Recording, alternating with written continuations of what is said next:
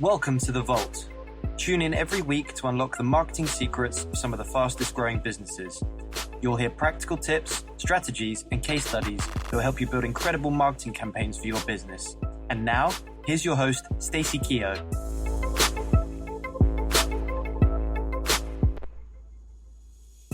Today, I'm doing something a little different. I'm joined by Rachel and Alex, who work with me at my marketing agency, Brandlective. I was recently asked to host a marketing AMA, Ask Me Anything event online. Rachel and Alex will be asking me live on this podcast some of the questions that were submitted. But you might be wondering why I decided to do this. The internet has opened up a huge opportunity for small businesses. 25 years ago, to get your business in front of a large audience, you needed to have a huge marketing budget or advertising budget for billboards, TV advertisements, and radio. Today, digital marketing and social media have leveled the playing field. Any business can post an update on their social media and use a relatively small budget compared to a local billboard to get that post in front of their ideal prospects. We carry mini video recorders around in our pockets, that's our smartphones, and we can record something to share on YouTube, Facebook, Instagram, Twitter in a matter of minutes rather than spending millions on TV adverts. We can record podcasts and start our own radio channels in just a few short hours.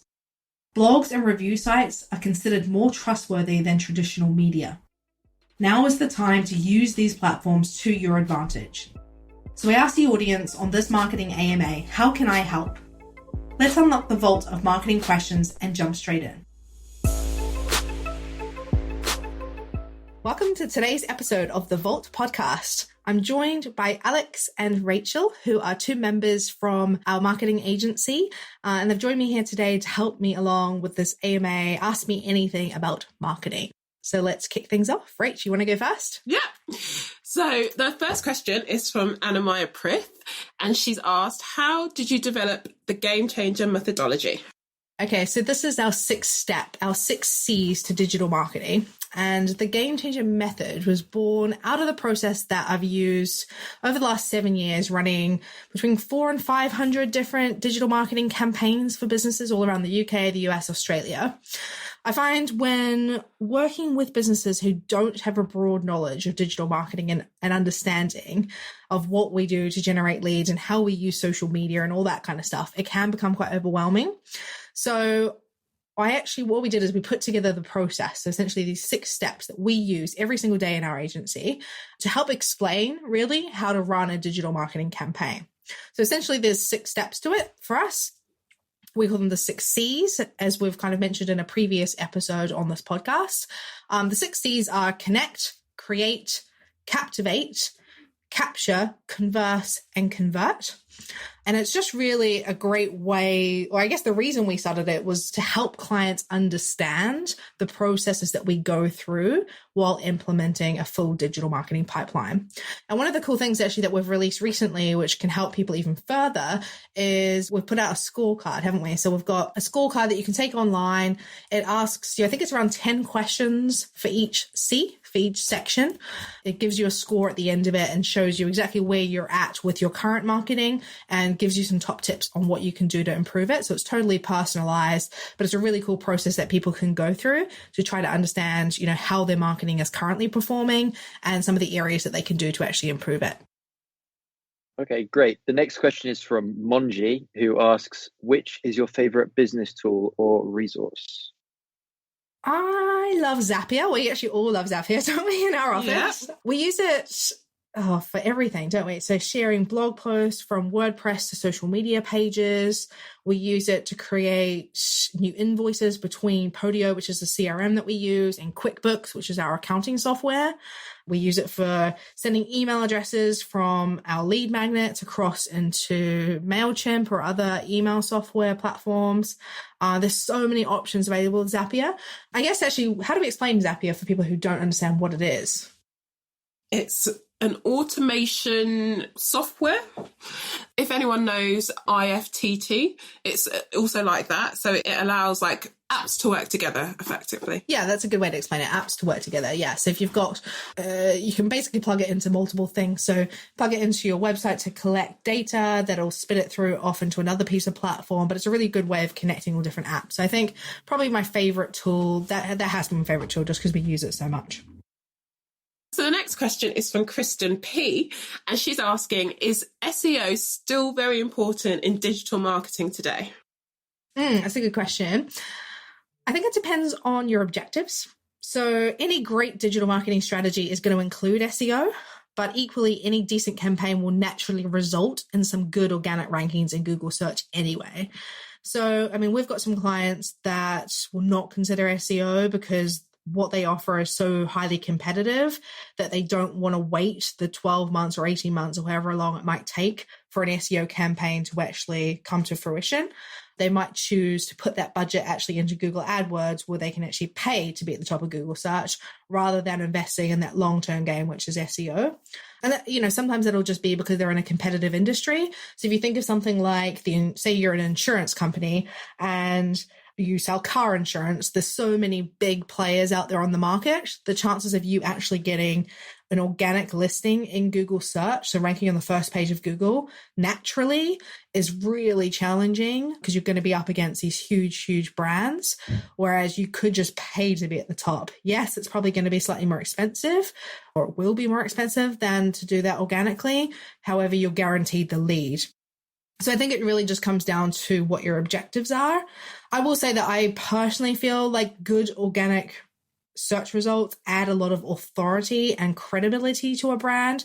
So if you do show up on the first page of Google when somebody searches for your business, I think that's a huge plus and actually does make you a more credible brand. So I think for that purpose, it definitely is still an important part of your pipeline. The next question is from FBJ Fitz, who asks, my strongest reach and following still seems to be on Facebook. I'm slowly building my Instagram, but any top tips on how to expand this and Twitter followers? Well, I guess you could ask your Facebook audience to move across and follow you on those other platforms. That could be a really good place to start. I would also look at why you want to grow on Instagram and Twitter. Why is that important to you? If your customers are primarily on Facebook and that's where you're generating your sales, you may not even need to build a following on some of those other platforms. If you really do want to build a following on Instagram and Twitter, then looking at implementing a hashtag strategy that can be really powerful for improving your reach. I guess a point to make as well is your strategy, your content strategy will need to be different across these platforms. So you need to test out different things. What works for you on Facebook won't necessarily work for you on Instagram. So that can be a really good thing for somebody to look at when designing a strategy. You know, you may need to look at trying out videos, trying stories, on Instagram, trying the stories on Facebook, using Instagram TV. Try a mix of graphics and text only. Obviously, you have to have graphics when it's on Instagram. But I guess if we're talking Twitter, try text only, try text with graphics, try links, try without links. You've got to try a bunch of different stuff to see what actually works for your demographic. But to be honest with you, the answer will just come back to what I said initially, which is why do you want to be on those multiple platforms? If Facebook is working really well for you, do you need to spread over into these other platforms? That's something that I would consider. So the next question comes from JGAWCEN. Okay. And what a username. And the question is, what social media network has the biggest potential to help a brand or business grow exponentially? A really good question, and I could talk about this forever. But I think my answer is always a really frustrating one, and I know people hate this, but it totally depends. It depends on your industry, it depends on your brand, it depends on your product. Restaurants, for example, they'll outperform a plumbing business on Instagram. Why? Because they have beautiful pictures of food to grab your attention. Whereas, looking at leaky pipes or a bogged up loo is not really that exciting. So, there's going to be certain platforms that are going to work better for different businesses. YouTube is another great platform that can do incredible things for, in my opinion, almost any business. If a good strategy is implemented, even for that plumber, if he showed people how to fix a basic problem and then provided a great touch point for the audience to connect with him next time they have a significant plumbing issue, that can have a really big impact on his business. To offer you a direct answer to that question, I would say it's still Facebook. due to their advertising algorithm. You can get really niche with your targeting. And if you've got a really great copywriter and great graphics or video content, then Facebook ads will outperform any other social media advertiser. Right now, that could change in 3 months' time or in a year's time. But at the moment, Facebook's probably the best one in terms of helping you to grow your business exponentially online. The next question is from Maria C, who's taking things a little bit personal now. She asks, what are the qualities of a great marketing professional? Maybe being adaptable. I think too many people get stuck on ideas that worked a year ago. I think as a marketer, you have to be able to adapt to the market conditions.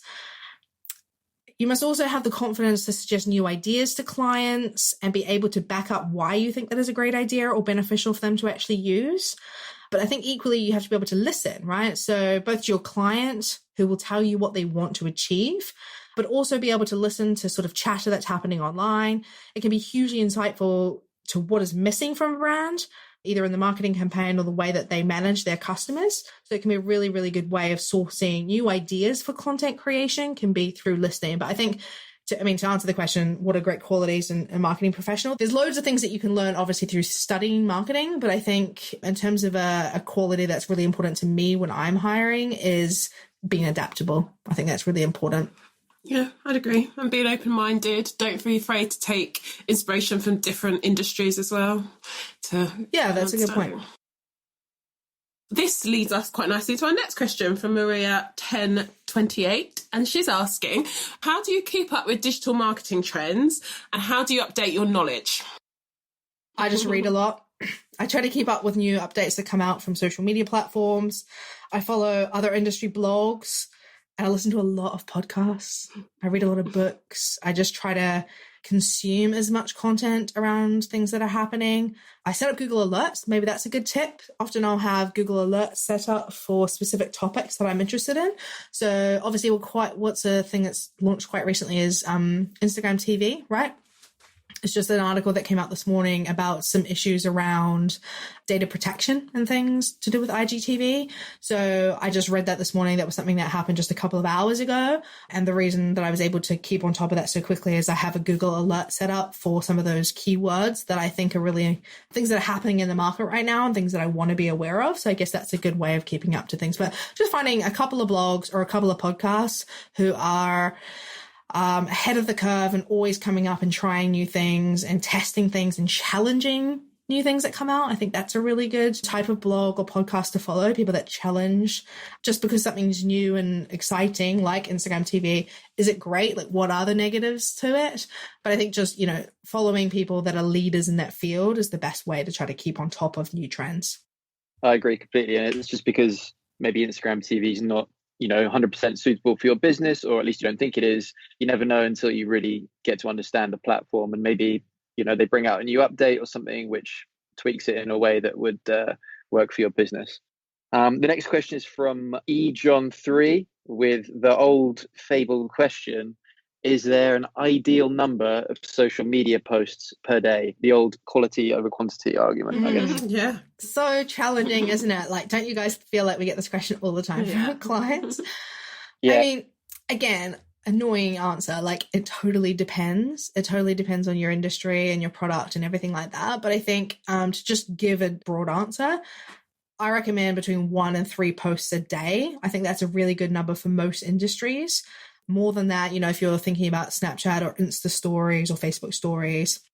But on the main feed of your social media account, I think between 1 and 3 is a pretty safe number where you're not going to annoy people too much by just pumping out repeated content, but you are going to stay front of mind by having content out there in front of them constantly.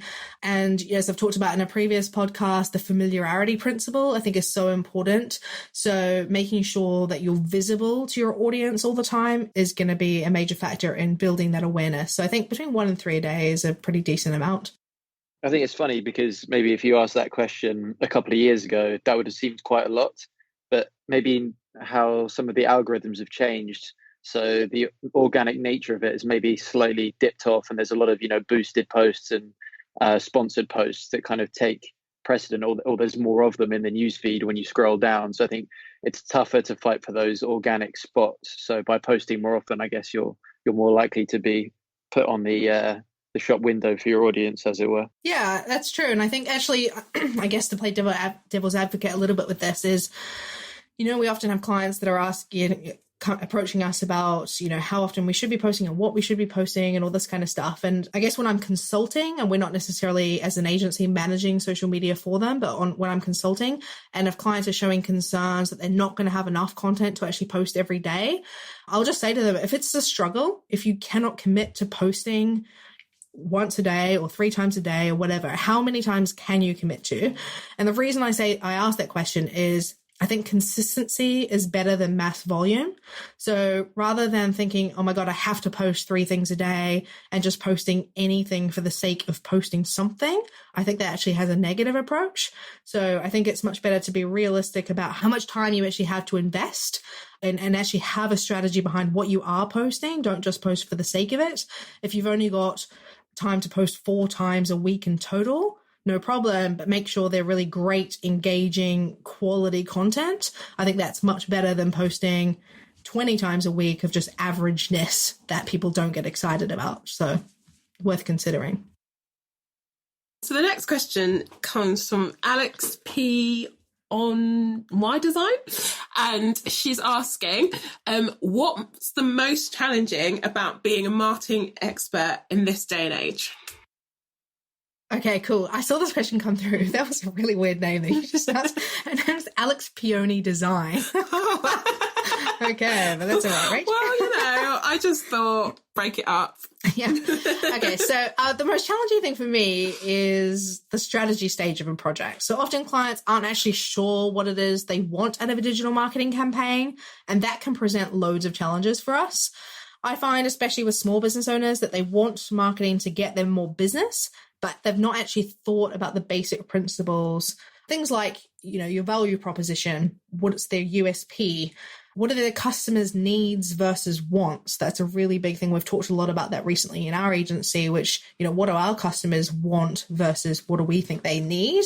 And it's trying to find that balance. Things like who are their customers?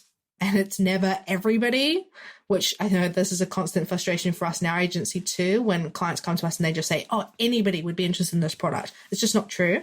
There is always a niche. So it's really important to understand your audience. I think it's important to understand, who will handle the sales conversion. Marketing does its job to get new prospects to inquire, but who actually does the sale? This is obviously different for an e-commerce business that does their sales online, but for any other business, it's really important to understand that. And there are many more problems that can occur if there's not a clearly defined outcome.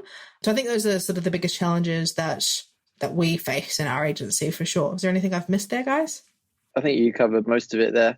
I think you should move on to this next question from Ria27. Again, another question that I guess you get asked a lot.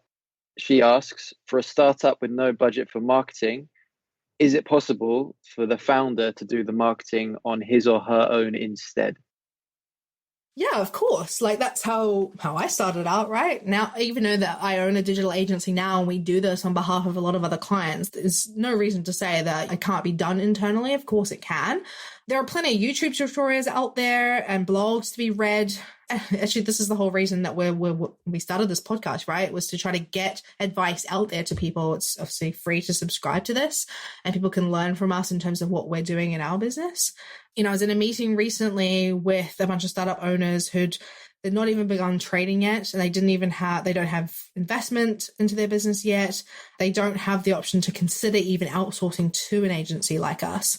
So that's kind of what inspired me to begin this podcast. And we're in the process, obviously, of trying to launch a membership website too, where it'll be a really small subscription fee that people pay every month to learn marketing practices. And although we're not quite ready to launch that just yet, that's something that's in development for us because, I know there is a huge amount of small business owners out there, or startup business owners that when you start out, you don't have budget to invest, you don't necessarily have budget to invest in a big digital marketing strategy and you can't always outsource it. And I'll often say to people, sometimes you shouldn't, that maybe sounds counterintuitive to someone like me who owns an agency, but I think it's challenging to work with a business owner who doesn't understand marketing. So I think there is a huge amount to be said for people who go off, learn digital marketing themselves, try to implement it, learn from that, learn what works, learn what doesn't work. And then when their business is in a position, they have the budget to outsource it to an agency, they at least understand what it is they need marketing to do. And I think actually that can help a lot in the long run, you know? So the next question comes from Chunky, and they're asking, years ago, did you think that digital marketing would be as huge as it is today? No, I don't think anybody knew what the internet was going to turn out to be. I read a recent study that claimed that 60% of 5-year-olds today, so in 2018, 60% of 5-year-olds will have jobs that don't exist yet. That's nuts. Yeah, that's right? Scary. So, no. No, Chunky, I did not. The next one is from BPS Barbara. She asks, what would you say that a successful Facebook ad can have the same effect results as a huge billboard? So would you say that the advertising on Facebook can be the same as, driving past the billboard on a motorway, the same kind of reach? Yeah, 100%. I think absolutely it has the potential to outperform a billboard. And I would say for small businesses, for example, an unknown brand, Facebook will actually provide you a better result, assuming the campaign is obviously run well. It's all about brand power, right? So Facebook ads allow you the opportunity to build awareness of your small business by targeting specific demographics and displaying the advert to them over and over again. So coming back to that familiarity principle. If someone looks at the advert but then doesn't make a purchase, you then have the option to retarget them with another advert. And that's something that you can't do with a billboard. You can't control where your customers are going. You have to rely on them actually coming on foot traffic or them driving past the billboard, So if we think about an unknown designer was to run a billboard advert, it'd be really difficult to, 1, target specific demographics, 2, actually remind those that see it to look at your brand again. And then 3, know who has even seen your billboard. There's so many unknowns when it comes to billboard advertising. It's not to say they don't work. For an established brand, they can be phenomenal. But Facebook ads offer a huge advantage, I think, to small businesses for sure. So the next question comes from Joshua Mendoza, and he's asking, are there still programs or software available to help grow social media followers? Yes, Joshua, there are plenty of them out there. You just need to Google them to find a long list of programs that will offer you, the opportunity to actually grow your followers. Be cautious with this. Obviously, there's a quick fix, and often the issue is they're not real accounts, and they could actually lead to your business social media accounts being closed down or shut down if they are fake followers.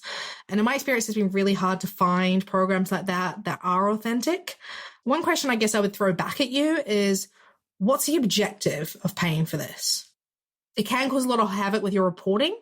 If you, for example, are buying followers or likes for your page and things like that, it just causes a lot of issues. For example, when you're advertising, as the accounts that are following you are not likely to engage. And then therefore, it's difficult to report on the performance of any adverts that you are running.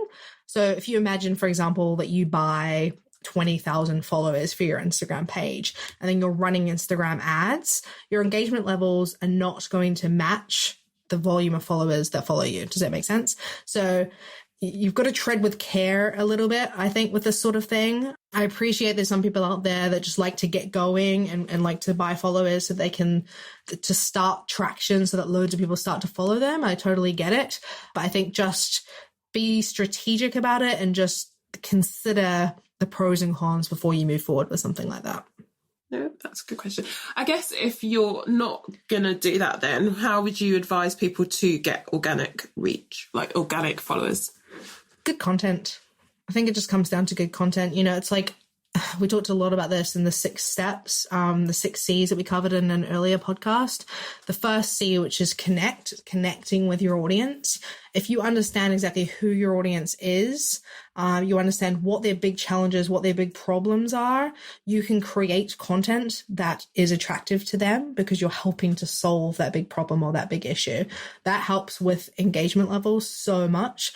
There's obviously hashtag strategies that you can implement to get reach and get exposure. Obviously, you can run ads. So you can do Facebook ads, Instagram ads, Twitter ads, Google ads, all this kind of stuff. It's obviously a slower route, but then they're real followers, right? Rather than just having 10,000 fake followers. Like, what's the point of that apart from your ego, you know? We've got one from Meriton Pasuli, who asks, how does one spot a fake review site or just fake reviews in general from a legit one? We work a lot in reputation management and protecting clients from bad reviews online. I'm not sure I would call any particular review site fake, as, you know, if they exist online, then obviously that's a real website. I think perhaps you're asking about websites that are set up with the intent of posting bad reviews and maybe even extorting money, which, you know, unfortunately we have come across that a little bit with some of our clients. So what I mean by that is there are some review sites out there that I don't know if they're writing the reviews themselves or they just allow people to write pretty horrendous, crazy reviews that are not necessarily true about businesses. And then in exchange for the removal of that review, they ask to be paid, and quite extortionate amounts of money. So I'm talking, you know, 10, 20 grand to remove a review, which is crazy. I think it's crazy. And it's extortion in my view. I think the best way to tell is by looking at the terms of service of a website. If they clearly identify the incorporated company name and contact info that it's a legitimate review website, if they don't disclose this or they don't disclose who owns the website and how to contact them to negotiate the removal of something negative, then that could be a sign that it's not very trustworthy. The next question is from Maria Faye. And she's asking, is there any digital marketing online course that you would recommend? I haven't looked at this in a while. I mean, LinkedIn Learning has some really great online training. Udemy, is that what they're called? Udemy. They're really good for online courses. Digital marketing is so broad. So I guess my one piece of advice is you might want to choose a small part to begin with. Which part of digital marketing do you want to try to understand? Because it really is broad. So I'd start with something small. Start with the best way to start is fundamentals, right? So understanding how it works and what the purpose of it is. So some of those websites are pretty good, but I don't necessarily have any off the top of my head specific courses, but some of those platforms are really good. And even YouTube. YouTube has great tutorials, so just check those out. Last question now, the grand finale from Drum roll. Natalia. Yeah, drum roll, please. From Natalia Kvitowska. Sorry if I butchered that. She asks, if someone chooses to study marketing, to get a marketing degree, is it best to focus on the digital aspects of such a degree? I think understanding marketing overall is really important. We can learn a lot from traditional techniques. I don't think everything is about digital. So I think it's important when working in the marketing industry to understand how the whole sector works first. As, you know, no doubt you're going to need to design or you're going to need to implement marketing strategies or cross-channel marketing across different platforms from offline to online. So I think understanding that entire pipeline is super, super important. For me, I like to understand the basics of traditional marketing because it means that I'm selling digital marketing services. I can help my clients understand why social media can be effective for them compared to some traditional techniques that have been used in the past. You know, if I didn't have an understanding of billboards and sales, flyers and direct mail, it would be really difficult for me to overturn some of the challenges and objections that arise with getting, you know, established businesses to transition from those offline practices online and to actually try out digital marketing. So, you know, I guess to answer the question, I think it's important to understand all facets of marketing. And then it's great if once you go into the industry, then you want to niche into something that you enjoy about it. Because don't make the assumption that you enjoy digital just because digital's cooler now than traditional marketing. You may, as you learn about it or as you study it, you may find that actually some traditional forms are more exciting for you. So I'm not sure if that's a good answer to your question, but I think it comes down to you and what you're interested in. And I think learning the whole profile, all facets of marketing to begin with, I think are really, really important before we dig into a specific digital area. Yeah, I agree. I mean, I think a lot of people look at marketing degrees or even some business degrees, and if there's not too many maybe digital modules, they might think, oh, is this kind of outdated? But like, as you said, the principles of marketing haven't really changed that much, like understanding things from the consumer's perspectives, being able to put yourself in their shoes, because essentially digital is just kind of the output, right, where that interaction takes place, but sort of the mentalities and things behind supply and demand and getting into the consumer decision-making process is something that I don't think has changed too much. No, it's true. Absolutely. 100%. Well, thank you guys for being here. I appreciate you firing these questions at me, putting me on the spot a little bit. It's always fun. And yeah, thanks again for joining us. And I hope you all enjoyed this episode. That's it for this episode. I hope you enjoyed the slightly different format. Don't forget to connect with us via social media. We can be found on Instagram and Twitter using the username The Vault Says. That's TheVaultSays. The Vault Says. I look forward to you joining me next time when I will be interviewing a new business owner who will unlock their vault of marketing knowledge and provide us with access to the secrets to their success in business. You've just been listening to the Vault podcast with Stacey Keogh. If you've enjoyed the show, she'd really appreciate you leaving a review on iTunes. And don't forget to head over to www.thevault.global for more free content that will help you build an effective marketing strategy.